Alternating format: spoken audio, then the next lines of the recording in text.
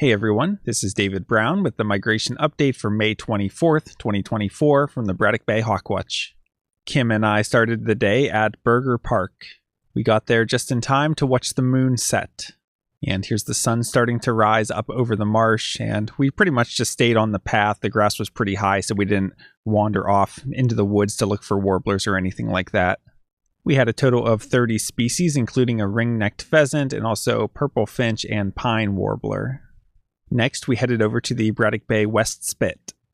The highlight was a breeding plumage sanderling on the barrier island, and this actually was not a first of year. Me and Kim had an early sanderling at the East Spit more than a month ago.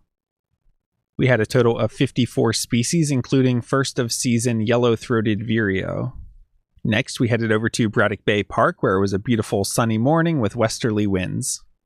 I went out onto the boardwalk, and you can see all of the new growth in the cattails. The highlight there was a willow flycatcher singing its Fitzbew call. Here's another look at the same willow flycatcher, and willow flycatchers can only be separated from alder flycatchers pretty much by hearing them. Visually, they're nearly identical. This yellow warbler perched up nicely for me. I went up on the platform briefly just to take this photo, but since it was going to be clear skies and just full sunshine, we decided to do the count from under the shade of the hickory tree. And also an American robin built a nest on the platform and laid some eggs, so I was trying not to disturb her. It was a beautiful day to see some bald eagles soaring around. Here we have an adult. Here we have a dove. We see that overall it's completely brown with a very long tail. This is a mourning dove. Here's another immature bald eagle. Notice that bald eagles have very large heads and bills and a lot of splotchy white underneath. Here's another young bald eagle. This looks like one that would have been born about a year ago, and it's starting to replace some of its inner primary feathers.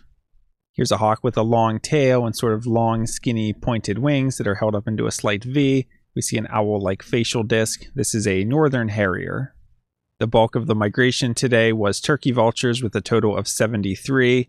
Here we have 2, and they look a slightly different color. I think that's just because of the angle and the way the light's hitting them, although this bottom one does have some extra white patches that are a little unusual. Here we have another young bald eagle, and this one looks like a fresh juvenile. And a look at one more turkey vulture. Kim is always accusing me of being a sunscreen face, and that was definitely true today, but you gotta be careful on these sunny days. From the Hawk Watch today, we had 43 species. Altogether, I had 71 species today. The only new species for the season was yellow-throated vireo. Taking a look at the hawk count report for our migrant raptor totals, today we had 73 turkey vultures, 10 bald eagles, 1 northern harrier, 1 broad-winged hawk, 1 red-tailed hawk, and 1 American kestrel for a total of 87 migrating raptors. That brings the May total to 15,580 and the season total to 68,183.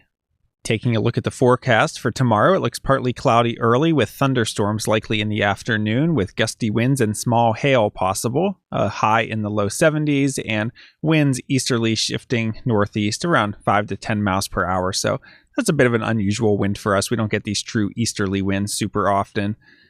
We haven't really been getting much migration lately, even though the winds have been decent westerly winds. So for tomorrow, I would only expect light migration, but could be an interesting day with those thunderstorms popping up.